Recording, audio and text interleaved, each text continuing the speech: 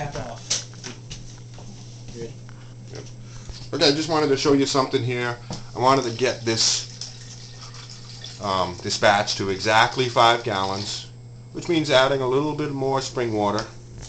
So, and the side of these pails, this pail has a nice 5-gallon line, which is exactly right. And so now we have exactly 5 gallons of liquid in there. And it'll be pretty close with 4 gallons of water and 15 pounds of honey. So, but you may need to be a little flexible on that if you want to get an exactly 5-gallon batch. We've aerated it for a good solid 5 minutes.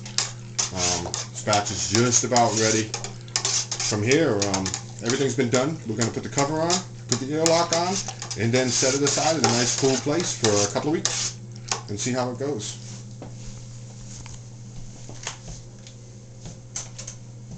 Now remember that if you are using a bucket like this and you're using it for multiple runs, always use some kind of a sanitizer when you're before you use it again. It's very important. This is a food product. You don't want any of the yeast from a previous batch or any of the foodstuffs from a previous batch to contaminate your new batch. That yeast is very sensitive, and you want it to do well. So we put that cover on there, seal it up real good. And then we're going to put the airlock on top of it. And I highly recommend using airlock. You really can't do something like this and just, if you were to plug up that container, the lid would blow off at some point because it's fermenting in there, it's creating a lot of gases. So now the airlock, I'm using the style airlock. We put a little bit of water in it, and some people actually put some kind of an alcoholic beverage in there, like vodka or something like that, as a sanitation device. But I usually just put some water in there.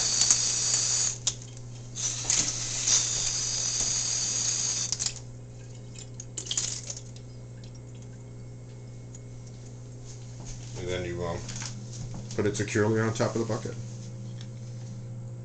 And what the airlock does is it allows the pressure that's being built up inside the gases to flow out freely while not allowing any contaminations to get inside your bucket. So this batch is ready to go.